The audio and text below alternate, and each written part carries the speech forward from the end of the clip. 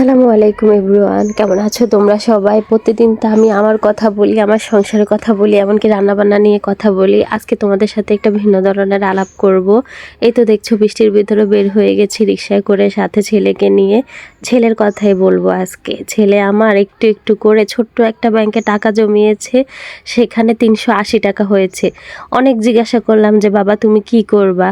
ও আমাকে ভাবতে ভাবতে বলল যে ও পিৎজা খাবে, বার্গার খাবে, এমনকি স্যান্ডউইচ, রোল এগুলা খাবে। তা আমি বললাম 380 টাকা এত কিছু আমি কিভাবে পাবো? তারপর অনেককে জিজ্ঞাসা করতে করতে ওয়ান ব্যাংকের নিচে এখানে একটা রেস্তোরাঁ আছে, ওইখানেই চলে গেলাম। আর এই 100 টাকা দিয়ে পিৎজা নিলাম। আপনারা দেখতেই পাচ্ছেন আমার ছেলে খাচ্ছে, আর ওর রিয়েকশনটা দেখুন, এত মজা পাচ্ছে খেয়ে।